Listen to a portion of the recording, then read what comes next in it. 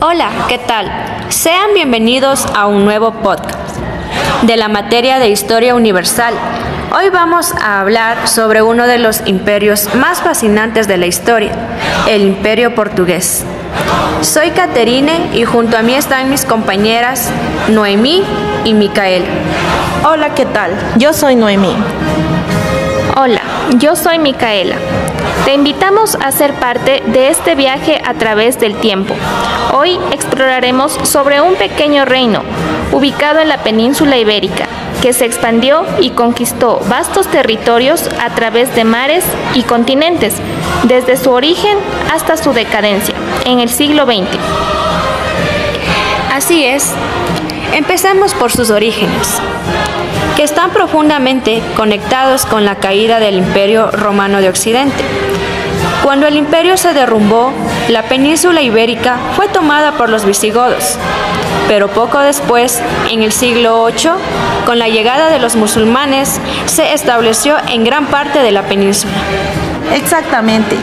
Los musulmanes dominaron la mayor parte de la península, pero los reinos cristianos no se quedaron de brazos cruzados. Comenzó la lucha por la reconquista y en 1139, Alfonso I, el primer rey de Portugal, logró independizarse del Reino de León y así nació el Reino de Portugal. Este hecho marcó el inicio de un largo proceso de expansión, pero no fue hasta 1242 cuando Portugal finalmente se unificó con el Reino de Algarve, ubicado al sur de su territorio, y juntos lograron consolidar lo que sería el Portugal medieval. Sin embargo, su historia de expansión fue solamente el principio de un fenómeno aún más grande. ¿Se imaginan la expansión hacia ultramar? Claro, chicas, esto fue increíble. ¿Cómo después de asegurar su territorio en la península ibérica, los portugueses comenzaron a mirar al mar y a explorar lugares desconocidos? Desde el siglo XV, con el apoyo del infante Enrique el Navegante, Portugal empezó a expandir su influencia hacia África y otros lugares lejanos. Y realmente se trató de una gran expansión. En 1415, los portugueses dieron un paso muy importante, que fue la toma de Ceuta, una ciudad situada en el norte de África. Esto les permitió tener acceso directo al comercio en el Mediterráneo y en el Océano Atlántico. Claro, y a partir de esa victoria empezaron a explorar las costas africanas. En menos de 40 años, Portugal había comenzado a tomar las islas de Madeira y las Azores, territorios que siguen bajo su dominio hoy en día. Pero lo realmente impresionante comenzó cuando Enrique el Navegante impulsó la creación de una escuela náutica en 1419, la famosa Segres. Fue una verdadera revolución para la navegación, porque aquí se enseñaba a los marineros a manejar instrumentos de navegación de la época.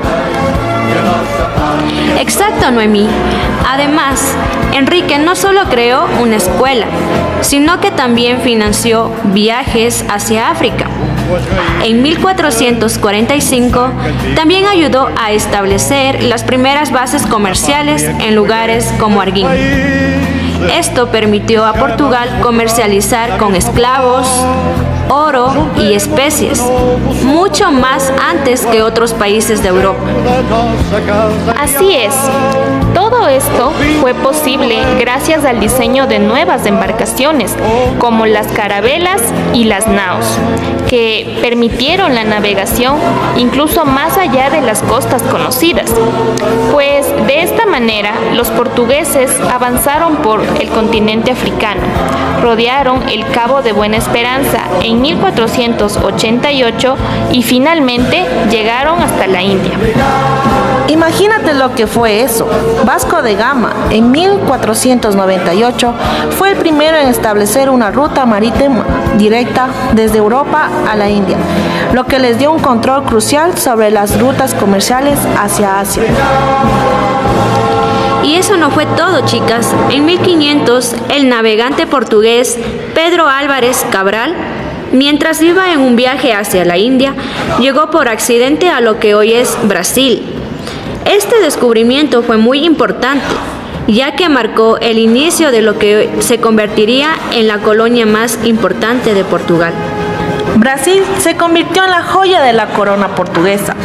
Desde las primeras exploraciones, los portugueses comenzaron a explotar recursos naturales, como el azúcar y el oro. Para ello, se crearon las capitanías donatorias. ¿Qué eran eso? Eran territorios otorgados a nobles para que los gobernaran a cambio de su lealtad a la corona. Ciertamente.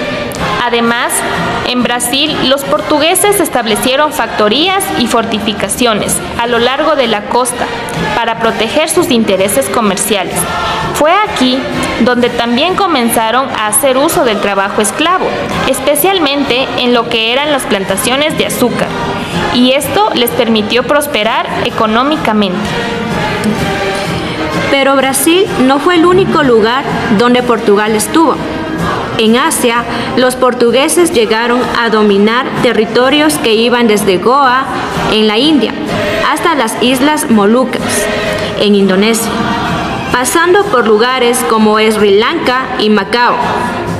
En 1557, Macao se convirtió en una colonia de Portugal y estuvo bajo su control por más de 400 años.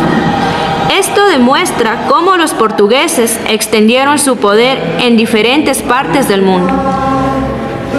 Además, en el siglo XVI, Portugal logró establecerse en partes de China y Japón y llegaron hasta la isla de Formosa, lo que hoy conocemos como el país de Taiwán.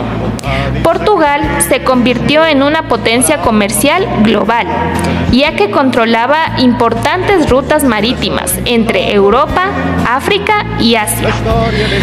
Ay, pero como siempre sucede en la historia de los imperios, no todo fue una marcha triunfal.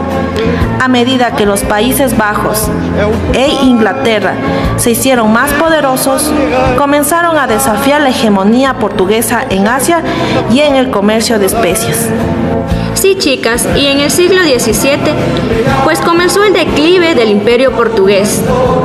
Aunque seguían controlando algunas partes de Brasil y algunos lugares en África y Asia, empezaron a perder poder frente a otras potencias que estaban creciendo.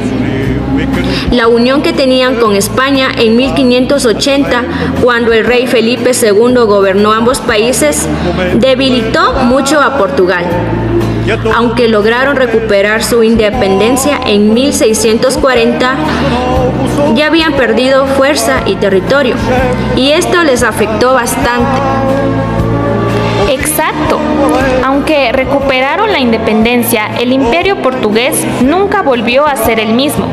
Para el siglo XVIII, Brasil se convirtió en la columna vertebral del imperio, pero las tensiones internas, como las revueltas sociales y las reformas fallidas, hicieron que el país entrara en una crisis económica y política.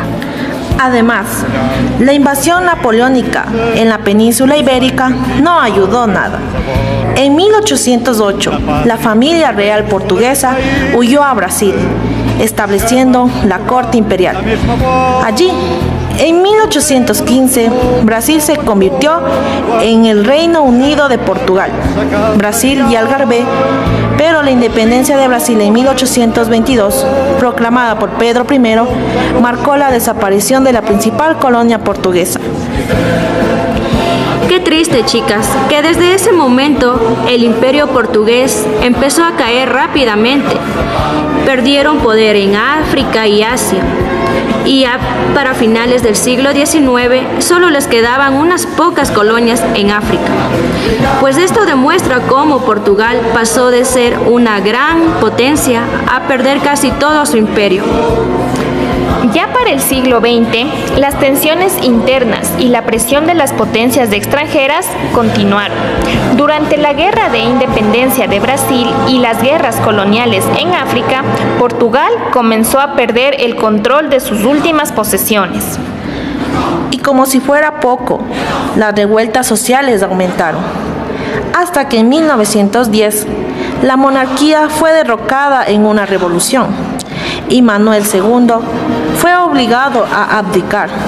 nació así la primera República Portuguesa, con Teofilio Braga como su primer presidente.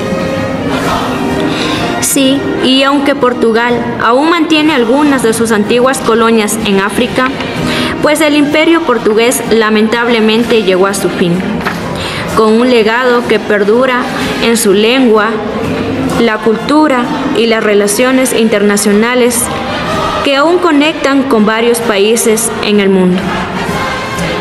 Hoy en día, el portugués es un idioma hablado en varios países que alguna vez formaron parte del imperio, como lo son Brasil, Angola, Mozambique y Guinea-Bissau. Su historia todavía sigue viva en sus costumbres, su arquitectura y sobre todo en su identidad cultural. Esperamos que este podcast les haya dado una nueva perspectiva sobre el imperio portugués y su impacto en el mundo. Muchas gracias por llegar hasta el final. Muchas gracias a mis compañeras Catherine y Micaela y nos vemos hasta una próxima ocasión. Bueno, chicas, nos vemos. Hasta la próxima. Adiós.